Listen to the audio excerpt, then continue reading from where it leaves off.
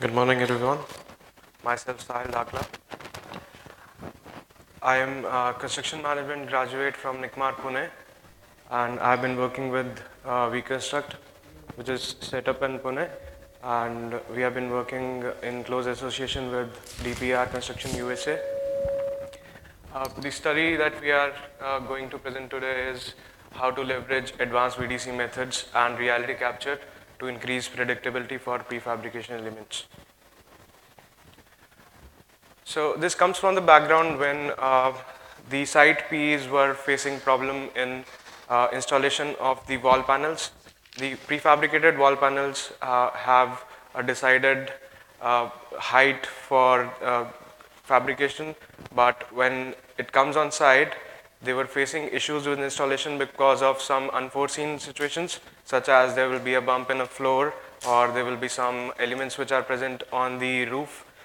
So these were the problems that they were facing, and this led to lean waste of waiting. So they have to wait until the panel is fixed. They have to cut the top track and decrease the height of the panel. And whenever there is defect in vicinity of location of the panel, then they have to remove that defective by any of the waste. This is one of the mails that correspondence went between the PE and designer. So as you can see on design model, this is a unit strut which is present on site, but in design model it was not reflected. So this was a query raised that we don't have any angle in the model, but in actual on site they cannot put the fire rated wall because it needs to be full height. So they had to wait for this to get resolved.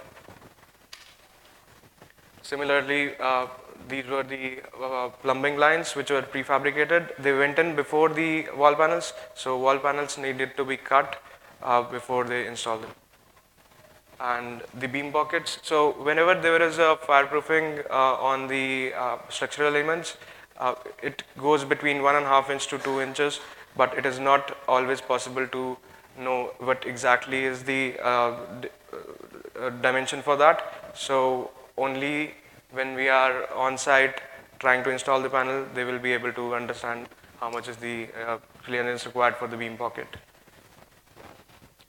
So these are few ways in which we propose to enhance the predictability.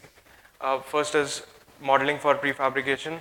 We model a very detailed model for the elements going in LOD 400, and the output from the BIM model can be used as input for CNC machine. So it gives input to digital fabrication. Then to increase the predictability, there is a possibility of using BIM coordination going by the method of doing a clash test between different elements. So whenever there are different trades going in like plumbing and drywall and mechanical elements, so we can coordinate it beforehand, find all the places where the elements needs to be cut or there needs to be a void for other elements to pass. And once that is done, then we have reality capture. Reality capture actually provides a feedback loop for the design process. So the design condition will always be, people try to follow the design model for the purpose of doing execution on site, but it is not always possible as far as the construction process is involved. So whenever there is the drawings are followed to do execution on site, there is always a variance. So the as-built conditions always vary to almost like half an inch to maybe 1 feet. It could be varying depending on the conditions. So as-built conditions vary a lot sometimes with the design condition. So there needs to be a way in which we take a feedback from the site. So if it is a brownfield project, if it is already existing facility and there's going to be retrofit, there should be a way in which we need to take feedback from site and update the design model. Then we have advanced visualization methods like Synchro 4D, where we can do mock-up for the elements which are coming in so there is a priority if there is a fire line which is already staying and there is a wall panel going to be built after that, there needs to be a coordination between different trades. So people need to know if I am putting my wall panel, will the fire line will still be there or they are going to erect it later on. So that's all. This is the workflow that we are following. Company P is general contractor, Company D is drywall subcontractor, and Company V is BIM services. The design model is developed by the GC, first of all, and then the architectural model is utilized for doing the digital fabrication model. So right here we have the design feedback loop. So we take help of laser scanning and develop a as-built model and do all the reality capture analysis like heat map. We generate a heat map to check the floor bumpiness, and then we do the coordination between all trades, and then the design coordination issues are resolved. Once it is done, the company D gets their logged in merge model. Company D gets their fabrication model, which is used for CNC machine input, and then the on-site installation is done. So we have followed this on 2 projects. The case study goes as follows. So project G is a commercial development tenant improvement project. It has 3 buildings. 2 of them are 4-level building and 1 is 5-level building. Project M is tenant improvement for pharmaceutical research building, and the project M came after project G, so we kept on continually improving as the lean method of doing continuous improvement. From all the things which we did in project G, we followed up in project M again, and we improved further on that. Both of these projects are located in Bay Area in USA.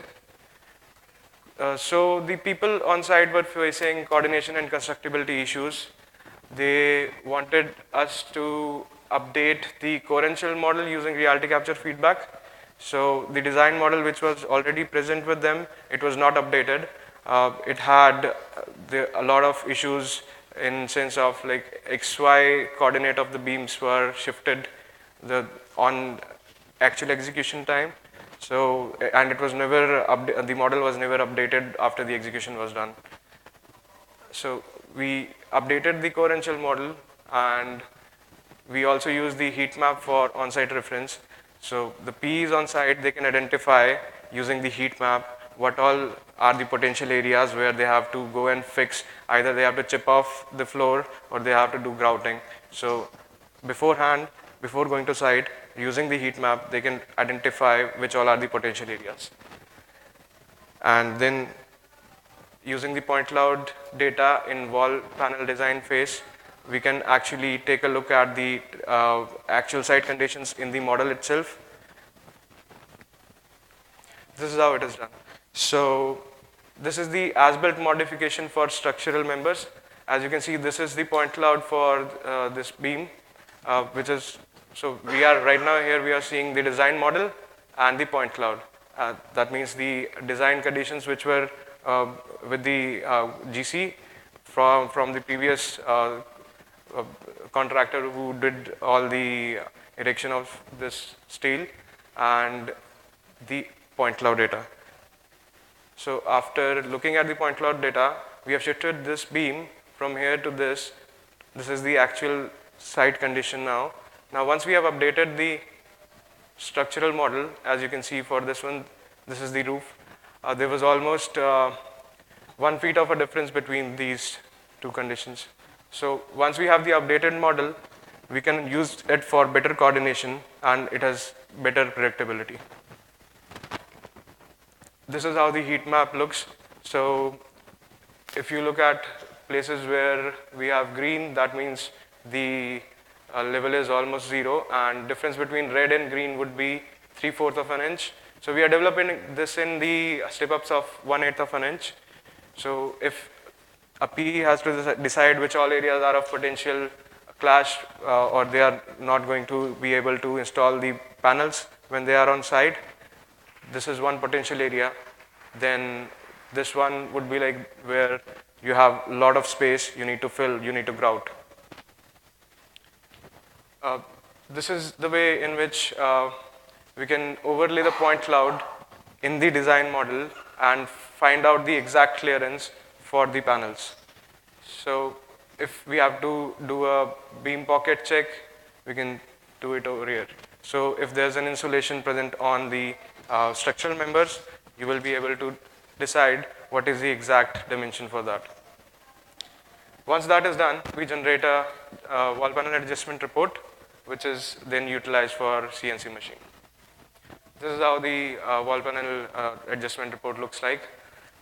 So here it is marked like this is the clearance, 15 feet 3 by 4 inches. And this is how the point cloud looks. So these are the crest and troughs of the roof. And if you can see this here, this is the adjustment reported for this one. This is 5 by 8 inches. So if there are instances when we do not have point cloud available for some places because the scanner cannot reach there. So we will notify it in this report itself, like please go on site and verify the height. That is how we do it. This is the table that shows how many issues were faced for full height panels.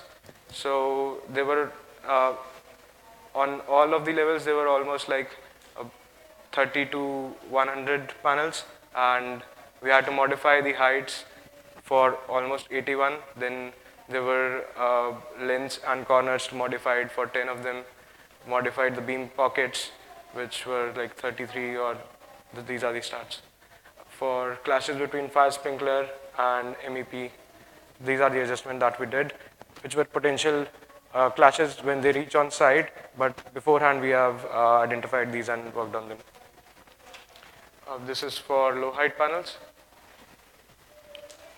And similarly, these are the number of hours that we have spent to adjust, we would have spent to adjust these potential issues. You can see the beam pocket modification is the major one here, and then it goes for plumbing coordination. Then the advanced visualization and planning methods are 4D sequencing in synchro, which actually tell you if the MEP is coming in before the wall panel or it is coming at a later stage. You can do a 4D sequence in that one. Limitation of this whole process is that laser scanning is time consuming and money consuming process. We need to identify time beforehand when exactly we can start with the process of taking the scan. So there was a time, like there was an issue with one level, we scanned it, and then later on the team realized that they need to take the carpet off so that they can analyze it in a better way. Then they rescanned the facility and sent it again. So BIM implementation plan should identify beforehand in the buyout stage itself what is the level of detail for all the subcontractors. So everyone should be on same level of detail. And further study needs to be done to arrive at statistically relevant metrics for this. So this is the conclusion. Coordination of different trades allows predictability, and reality capture allows for feedback loop. Modeling using BIM allows digital fabrication. Using this approach, company D has claimed 25 to 30% faster erection installation schedule without mass production and lesser labor involvement. And using the heat map is the tool to be used on site for execution purpose. So the PE can actually identify potential areas, they can streamline their efforts, they can identify how much resource is required, how much labor is going to be required, and they can actually send a dedicated team to fix the potential issues beforehand before they go in for installation of the wall panels.